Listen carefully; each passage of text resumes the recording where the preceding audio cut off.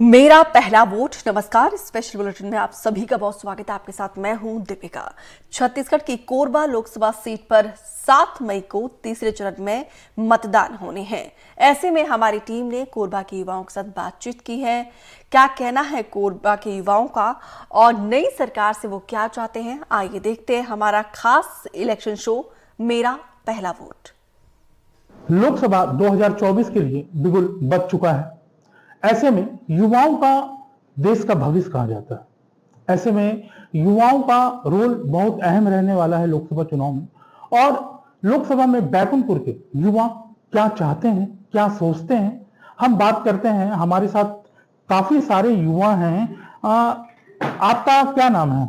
निखिलेश साहू। सरकार से काफी अपेक्षाएं हैं और जो करंट में जो सरकार है वो जो योजनाएं लेके आई हैं जमीनी स्तर पे कहीं देखने को उतना अच्छा मिल नहीं रहा है। तो मेरा अपेक्षाएं हैं सरकार से कि अच्छी काम हो। अगर हम लोग 2-4 मुद्दों को लेकर के बात करें तो इसका दयनीय स्थिति है। जैसे बेरोजगारी की बात करें तो बेरोजगारी तो इतना बढ़ चुका है कि क्या ही बताएं। और कई सवाल, जैसे हम लोग मनरेगा के बारे में ही देख रहे हैं। मनरेगा में जो मजदूरी दर है आज लगभग 200 के करीब है, जबकि एक पेट्रोल अगर हम लोग देखें तो 100 रुपए के पार पहुंच चुकी है। तो 100 रुपए के पार पेट्रोल हो गई है, गैस के रेट बढ़ गए हैं और मनरेगा का जो रेट है मजदूरी दर वो लगभग 200 के करीब है। ऐसे में एक मजदूर कैसे सरवाइव करेगा, इसको देखना है। और अगर हम लोग बात करें आर्थिक स्थिति के रूप में तो 5वां स्थान में भारत कहे जाते हैं, लेकिन ये शायद कहे जाते हैं ये है। बाकी अगर जमीनी स्तर पे देखें तो हालत ये है कि जो हम लोग भारत देश के जितने भी पैसा है वो सिर्फ 5% लोगों के पास है, बाकी 95% गरीब तबके के लोग हैं। तो बस ये 5वें स्थान पे कहे जाने से तो नहीं हो जाता साबित कि आर्थिक स्थिति ठीक है। तो मैं तो यही चाहूंगा कि जमीनी स्तर पे काम हो। और नल जल योजना हमारी सरकार जो लेके आई थी उसमें मैं देख रहा हूँ कि गांव में एक बूंद भी पानी नहीं आ रहा, जबकि योजनाएं कब से चल रही है और लगभग पूर्ण होने के कगार में है, लेकिन पानी किसी के घर में पहुंच ही नहीं रहा। तो ये सबसे बड़ी कहीं ना कहीं धांधली तो हुआ है, तभी तो ये ऐसा देखने को आलम मिल रहा है। शिक्षा के स्तर भी देखें हम लोग तो बेसिकली सरकारी स्कूल हो या जैसे कि सरकारी कॉलेजेस हो, उनकी स्थिति डाउन ही है। प्रोफेसर की कमी है ना, दैनिक सुविधाएं की कमी है, लाइब्रेरी सही नहीं है। इस चीज को देखा जाए तो गवर्नमेंट कॉलेज काफी हद तक नीचे स्तर में है और हम लोग गरीब तबके के जितने भी लोग आते हैं वो प्राइवेट कॉलेज अफोर्ड नहीं कर पाते, क्योंकि उसके फीस इतने हैं कि आदमी कैसे जाके एडमिशन कराएगा, ये होता है। और रुख करते हैं गवर्नमेंट कॉलेजेस के साइड तो यहाँ का स्थिति इतना बदतर है कि जा ही नहीं पाता। यहाँ तक कंपटीशन बहुत हाई है, सीटें मतलब सरकार को जो है फीस की और भी ध्यान देना चाहिए। फीस के और विशेष ध्यान देना चाहिए था। और गवर्नमेंट में हालांकि फीस थोड़ा कम है, लेकिन रही सवाल सीट लिमिटेड है, जिससे बहुत बच्चे कट जाते हैं, वो एडमिशन नहीं ले पाते हैं। और स्थिति भी सुधारनी चाहिए गवर्नमेंट को, शिक्षा की ओर विशेष ध्यान देना चाहिए, जो कि व्यवस्था उतना ठीक नहीं है।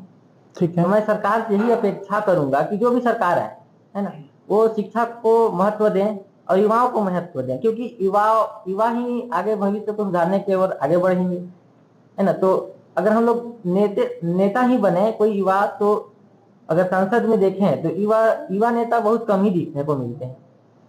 तो युवाओं को भार जब तक नहीं दिया जाएगा तो कहां से होगा। तो आप भी एक युवा हैं, तो आप चुनाव में या राजनीति में इंटरेस्ट नहीं रखते हैं लड़ने के लिए? रखते हैं, क्यों नहीं रखेंगे। अच्छा, हम लोग रखते हैं। आगे भविष्य को सुधारना है तो हम लोग को राजनीति में जाना पड़ेगा। तो आप तैयारी कर रहे हैं क्या युवा? जरूर करेंगे, अगर मौका मिले तो करेंगे। अच्छा, बिल्कुल। हमारे पास कुछ और लोग हैं। आपका क्या नाम है? मेरा नाम आकांक्षा गुप्ता। अच्छा, आकांक्षा गुप्ता जी, आपका पहला वोट है? जी अच्छा, कैसा फील कर रहे हैं? पहला वोट है जी, हमारा मतदान का अधिकार हमको प्राप्त है और हमें बहुत ही ज्यादा एक्साइटमेंट है, क्योंकि हमें अपने उस अधिकार का क्या बोलना चाहिए यूज करने का मौका मिल रहा है। और मैं एक स्टूडेंट हूँ, तो स्टूडेंट होने के नाते मैं ये चाहूंगी कि जो एडमिशन फीस वगैरह होती है या मेडिकल की पढ़ाई के लिए हमारे इंडिया में फीस बहुत ज्यादा है, जिसकी वजह से स्टूडेंट्स बाहर जाते हैं पढ़ने के लिए। तो मैं ये चाहती हूँ कि इंडिया में और भी ज्यादा मेडिकल कॉलेज खुले और वहाँ की फीस थोड़ी कम रखी जाए, ताकि हमारे जो युवा होते हैं वो बाहर जाते हैं, वो बाहर ना जा करके हमारे इंडिया में ही पढ़ाई करें। मैं आपसे एक चीज पूछना चाहूंगा, जैसे कि आपका पहला मतदान है, आपको पता है कि कैसे मतदान होता है, क्या किस प्रकार से हम वोट करते हैं, इसकी जानकारी है क्या आपको?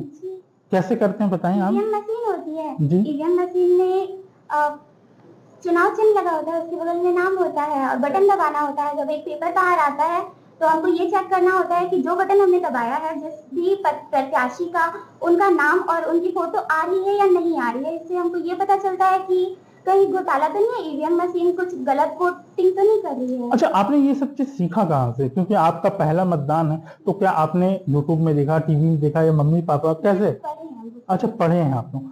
अच्छा ठीक है। हाँ, हमारे साथ कुछ और युवा हैं। नाम क्या है आपका? मेरा नाम पूजा सिंह है और मैं एमकॉम 4 सेमेस्टर की स्टूडेंट हूँ और मैं गांव से हूँ, यहाँ 10वीं की पढ़ाई करती हूँ। और मैं अपने गांव के लिए बोलना चाहूंगी कि आने वाली सरकार गांव की तरफ भी ध्यान दे। जो गांव बीच में पड़ते हैं वहाँ नहीं दिखते। अभी मेरे गांव में लाइट की जरूरत है, वहाँ लाइट अभी मेन रोड में लगी नहीं और गाँव में लग गई है। और बिजली की भी बहुत प्रॉब्लम होती है, वहाँ कट जाती है, ट्रांसफार्मर नहीं लगी है, एक ही ट्रांसफार्मर और बहुत बड़ा गाँव है। तो मैं बोलती हूँ कि आने वाली सरकार गाँव को ध्यान दें। और बेरोजगारी भी बढ़ गई है। आपका गांव कहाँ पे है? मेरा गांव पेंडी में पड़ता है, खड़गांव ब्लॉक। अच्छा, खड़गांव। मतलब आपके कहने मतलब आपके गांव में जो है बिजली, पानी, सड़क ऐसी मूल सुविधाएं नहीं है, जिससे काफी परेशानी होती है। और आप यहाँ रूम लेकर के पढ़ाई कर रही हैं, और जिसमें काफी दिक्कतों का सामना भी आपको करना पड़ रहा है। हाँ ठीक है। हमारे पास कुछ और लोग हैं, हम जानना चाहेंगे। आप खड़ी हो जाइए। आपका क्या नाम है? रंजिता राजवाड़े, मैं एमकॉम सेकंड सेमेस्टर की छात्रा हूँ। अच्छा। मैं आने वाली नई सरकार से ये चाहती हूँ कि स्कूल कॉलेज है उसमें जो एडमिशन फीस लगता है, एग्जाम फीस लगता है, वो मुफ्त हो। और इसलिए होना चाहिए क्योंकि जो गरीब है वो अपना फीस नहीं भर पाते हैं और जो छात्र स्टूडेंट है वो अपना आगे की पढ़ाई नहीं कर सकते, ना परीक्षा फॉर्म भर सकते हैं, इससे उसका पढ़ाई रुक जाता है। मतलब सरकार को इस और ध्यान देना चाहिए। जो शिक्षा है वहाँ पे जो फीस काफी ज्यादा लगती है, वो फ्री शिक्षा। मतलब आपको कहीं ना कहीं परेशानी लगता है कि शिक्षा में आपके घर वालों को परेशानी हुई? हाँ, हुई बहुत। अच्छा। सरकार 4 जून को बनने जा रही है, क्या सरकार से आप क्या चाहती हैं? मैं शासन से यही चाहती हूँ कि वो बेरोजगारी को दूर करने के लिए, मतलब बेरोजगारी, शिक्षा, स्वास्थ्य सभी।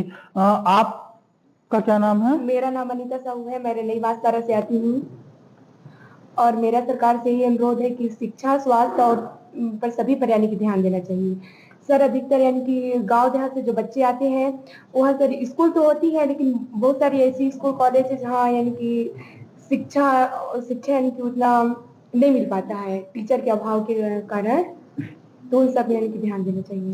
मतलब हम बात कर सकते हैं, कोरबा लोकसभा की बात करें बैकुंठपुर की, तो यहाँ पे अमूमन देखा जाता है कि रोजगार बहुत बड़े मुद्दे रहते हैं। लेकिन यहाँ पे आज जो युवा से हम बात कर रहे हैं, यहाँ पे शिक्षा, स्वास्थ्य को लेकर के काफी सारी बातें हो रही हैं। आप क्या चाहते हैं शासन से? जी, शासन से वैसे बहुत उम्मीदें रहती हैं। जैसे बेसिक चीजें तो हर नागरिक का रिक्वायरमेंट होता है, शिक्षा एंड स्वास्थ्य। तो बेसिकली हम चाहते हैं कि इसका स्तर जो है वो बहुत ही अच्छा हो। मैं खुद मतलब गवर्नमेंट स्कूल से पढ़ के निकली हूँ ना, तो मैं ये देखी हूँ कि जो प्राइमरी एंड मिडिल स्कूल है इनमें पढ़ाई शिक्षा बहुत ही, इसका स्तर बहुत ही कम है। मतलब ऐसा कंडीशन होता था कि हमको खुद सर को बुलाने जाना पड़ता था कि सर हमें ये पढ़ाइए आप। तो ये मतलब क्या रीजन है, ऐसा कंडीशन क्यों है? तो ये कंडीशन दूर हो। और ये भी देखने को मिल रहा है कि प्राइवेट स्कूलों में बच्चे क्यों बढ़ रहे हैं, तो क्या रीजन है? गवर्नमेंट स्कूल में बच्चे आज बहुत ही कम बच्चे हैं। मतलब सरकारी स्कूल की और बच्चों का ध्यान कम है, पेरेंट्स का कम है, मतलब वो प्राइवेट की तरफ ज्यादा भाग रहे हैं, जिसकी और मतलब शासन को जो है सरकारी स्कूलों पे ध्यान देना चाहिए। हाँ, उन पे बहुत ध्यान देना चाहिए भाई। देखिए, बच्चे मेरे गांव में खुद गवर्नमेंट स्कूल में जो मतलब मिडिल स्कूल है उसमें मेरे को लगता है 7-8 बच्चे होंगे। तो क्यों, क्या रीजन है? 7-8 बच्चे ही क्यों हैं? और जगह जगह प्राइवेट स्कूलों की संख्या बढ़ रही है, ऐसा क्यों? तो उनको, शासन को इस पर ध्यान देना चाहिए। और हमारा बेसिक रिक्वायरमेंट ही शिक्षा है ना, शिक्षा स्वास्थ्य रहेगा तभी तो आगे बढ़ेंगे हम। जो 4 जून को नई सरकार बनने जा रही है, क्या उम्मीदें आपको, क्या एक युवा आप क्या चाहते हैं सरकार से? युवाओं का कहना है कि शिक्षा और स्वास्थ्य पर विशेष ध्यान देना चाहिए और तेज गति से प्रदेश और जिला में बहुमुखी विकास होना चाहिए और साथ ही बेरोजगार को दूर करना चाहिए। मतलब बेरोजगारी मेन मुद्दा है आपका, कि बेरोजगारी जो है, रोजगार मिले लोगों को आसानी से। अच्छा, आपका क्या नाम है? आप काफी देर से बैठे हैं, आपका क्या नाम है? सर मेरा नाम देव कुमारी है, मैं एमकॉम 4th सेमेस्टर की छात्र हूँ। अच्छा, तो मैं ये सरकार से ये कहना चाहती हूँ कि कुछ भी जो योजनाएं आती हैं उनको लंबे समय तक चलानी चाहिए। बीच में ऐसे बंद करने से कुछ प्रॉब्लम होती है, जैसे कि अभी बिहान योजना में ही अभी चल रही थी, जो माननीय श्री भूपेश बघेल जी लागू किए थे। तो बिहान योजना में ऐसा था सर कि कुछ गरीबे ऐसे थे जो समूह से मतलब उधार लेते थे, लोन लेते थे, जिसे ऋण प्राप्त करते थे, तो अपने उनको गरीबी जीवन स्तर को सुधार हुआ। तो फिर अचानक से कुछ ऐसे हो गई कि जैसे बैंकों में लोन की कमी हो गई, जो लोन नहीं दे रहे थे, तो उसमें भी प्रॉब्लम हुई। तो मैं चाहती हूँ कि कुछ भी ऐसी योजनाएं हैं उन्हें लगातार चलने मतलब जो बिहान योजना है वो सरकार को फिर से लागू करना चाहिए, लगातार, जिससे काफी आसानी होती है। हाँ, अच्छा, गरीबों की सुधार होती है सर। और जो मतलब जो आगे नहीं बढ़ना चाहते ना, तो समूह के थ्रू वो आगे बढ़ने का प्रयास करते हैं, क्योंकि उसमें समूह में ये रहता है ना कि 10 से 15 महिलाएं रहती हैं, तो आपस में जो मिलती हैं तो उनके विचार व्यवस्थ होती हैं, तो गांव के विषय पर भी होते हैं, जैसे सड़क योजना।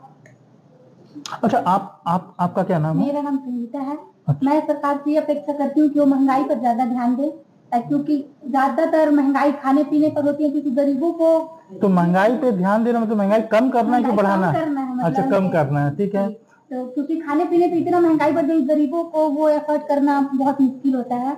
और महिलाओं को जो सुरक्षा चाहिए उन पर ज्यादा ध्यान देना चाहिए, क्योंकि आज के जमाने में बहुत ज्यादा लड़कियों पे ये प्रॉब्लम हो रही है, घटनाएं हो रही हैं, जिनका पुलिस के द्वारा बहुत कम कार्यवाही किया जा रहा है। अच्छा, मैं ये चीज, जैसे आपने घटनाओं को लेकर के जिक्र किया महिलाओं पे, क्या ऐसी घटना आपको कोई परेशानी होती है या आज मुझे तक? हुई नहीं है, क्योंकि मुझे आगे चल के कुछ जॉब करना है, जिससे कि हमें कुछ प्रॉब्लम हो सकती है, हमने देखा है ये सब, तो इससे हमें लगता है कि ध्यान देना चाहिए। तो मतलब मिला जुला के सरकार को जो है, इनका कहना है कि महिलाओं की सुरक्षाओं पर विशेष ध्यान देना चाहिए। अब हम बात करेंगे, आपका क्या नाम है? मेरा नाम सोनम है सर। अच्छा सोनम जी, क्या तैयारी आप क्या कर रही हैं, पहले ये बताइए।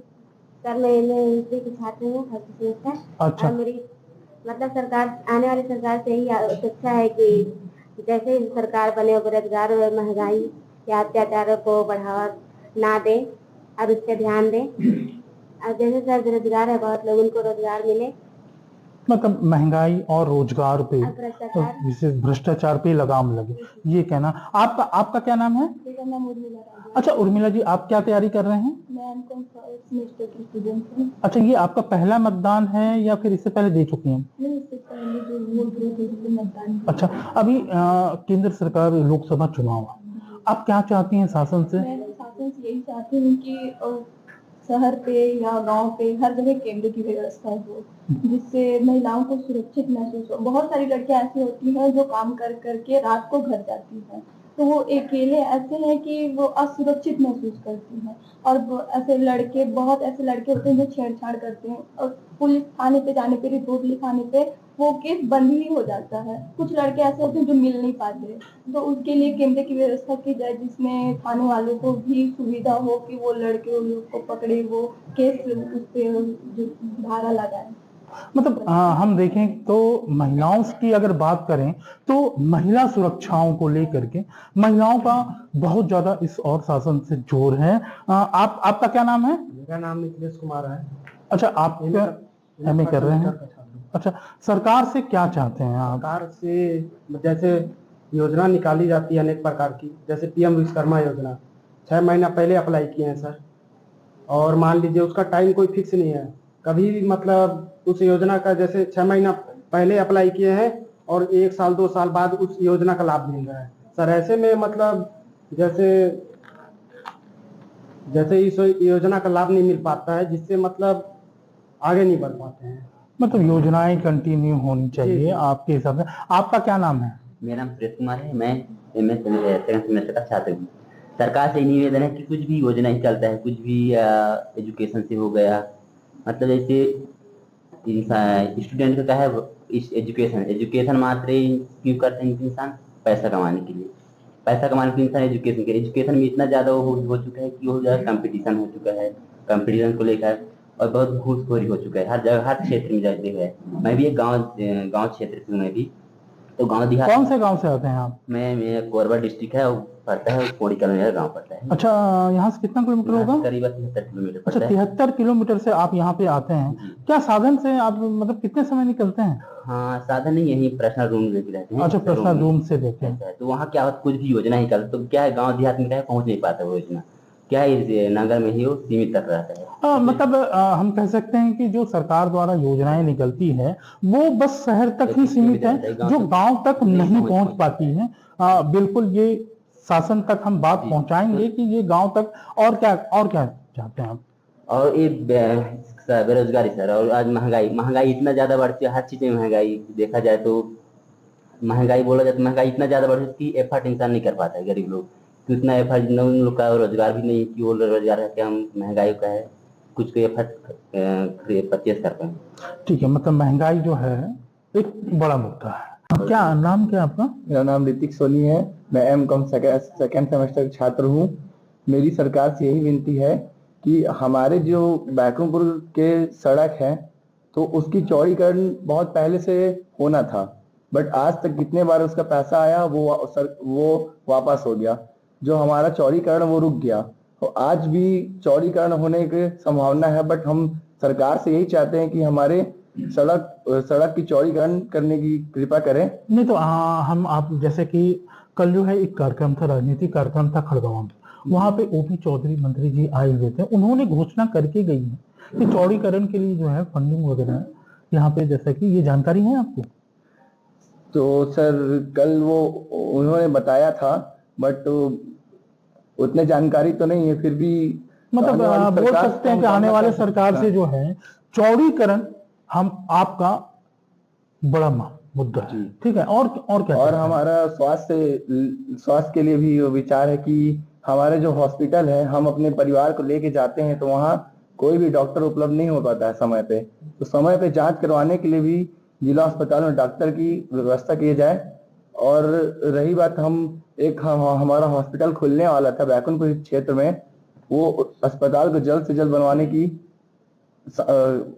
बनवाने की मतलब बोल सकते हैं कि जो यहाँ का जिला अस्पताल है, यहाँ पे डॉक्टर एक तो बहुत कम बैठते हैं और सेकेंड हाफ डॉक्टर बैठते नहीं है, ऐसी शिकायतें मिलती है। हमारे पास कुछ और युवा, आपका क्या नाम है और आप क्या कर रहे हैं? जी, मेरा नाम श्यामजरी साहू है। मैं एमए का छात्र सोशियोलॉजी फर्स्ट सेमेस्टर से हूँ।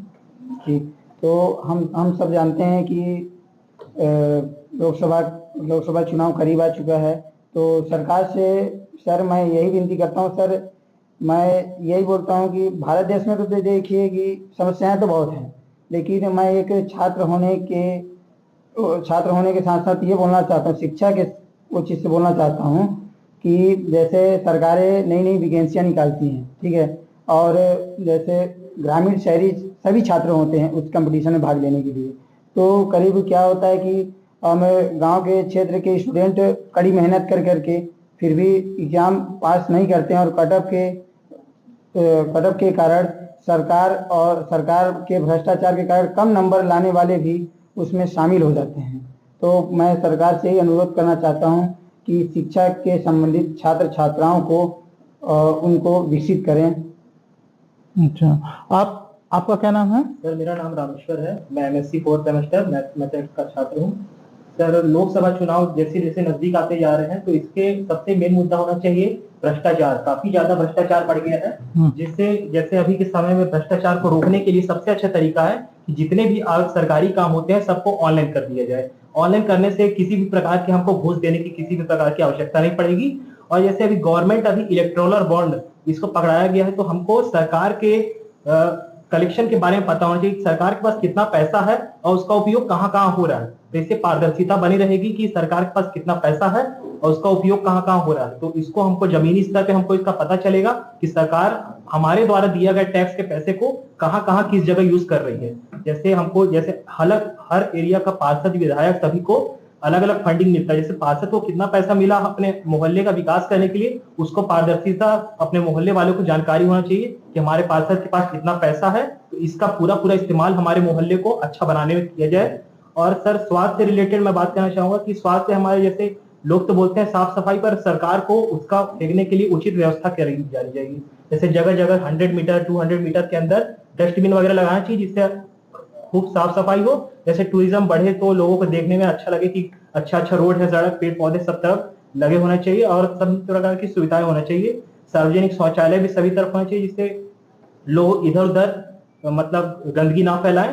तो प्रधानमंत्री जो है हमारे, वो शौचालय और आवास को लेकर के काफी ध्यान दिए हुए हैं। जगह जगह आज शौचालय हैं। सामुदायिक शौचालय काफी दूर दूर पे है, लोगों को मालूम भी नहीं रहता इसके बारे में सही से जानकारी नहीं रहता है कि कहाँ कहाँ हमारा शौचालय वगैरह वगैरह। इस तरह से लोग इधर उधर जाके गंदगी फैलाते हैं। तो सरकार की जरूरत है कि साफ सफाई में सार्वजनिक शौचालय मतलब जैसे आधे किलोमीटर के अंदर बनवा दे और साफ सफाई के लिए डस्टबिन वगैरह प्रॉपर लगे रहे, जिससे साफ सफाई को लोग ध्यान दे कि डस्टबिन है तो उस पर जाके डालें। और सरकार को सारे काम को ऑनलाइन कर देना चाहिए जिससे भ्रष्टाचार मतलब काफी हद तक खत्म ही हो जाएगा। मान लीजिए मतलब भ्रष्टाचार पे जो है लगाम लगे और जो सार्वजनिक शौचालय है वो आधे किलोमीटर में बनने चाहिए जिससे गंदगी कम। ये हम बैकुंठपुर विधानसभा में पीजी कॉलेज में उपस्थित थे जहां बच्चों से हमने संवाद किया। एनडीटीवी के लिए कोरिया से मनोज सिंह।